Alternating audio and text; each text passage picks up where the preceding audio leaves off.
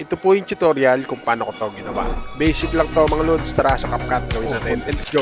Siyempre gawa lang po muna tayo ng isang maigsing clip. Katulad po ng ginagawa ko dyan, na kunwaring may nakaharang sa dinadaanan at inangat ko. Siyempre po nag-acting tayong yumuko. Unang gagawin po natin, piliin po natin sa baba yung text. Then add text. Dito mag-type lang po tayo ng text kung anong nasa isip nyo mga lods. Kayo na po bahala kung anong gusto nyong ilagay dito.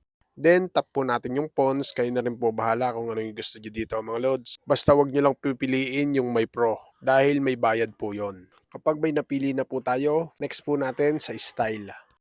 Dito pili lang po tayo ng kulay ng ating text. Tapos i-zoom lang po natin. Tapos po dahil maigsi po yung ating text, pahabain lang po natin. Isukat lang po natin sa ating mismong video. Then ita-timing po natin yan dun sa part na kunwaring bubuhatin na ng ating karakter yung text. Tigil po tayo dyan tapos maglagay po tayo ng diamond o keyframe. Then abante po tayo konti. Kapag nagputi na po yung diamond, tigil po ulit tayo. Saka po natin isunod yung text dun sa kamay ng ating karakter. Automatic po magkaka-diamond na po yan dyan.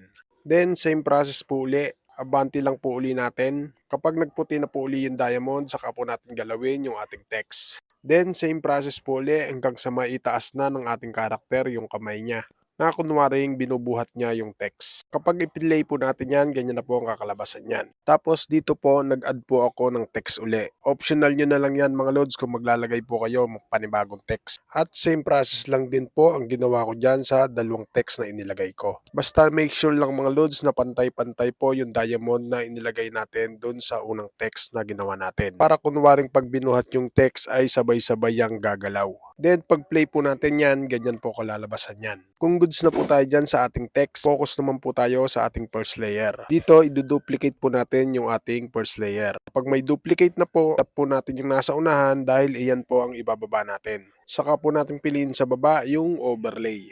Dito, hindi po lahat yan ay gagamitin natin. Mag-i-split po tayo dun sa part na nakaliban na yung ating karakter. I-timing lang po natin sa pagyuko ng ating karakter sa part na yan.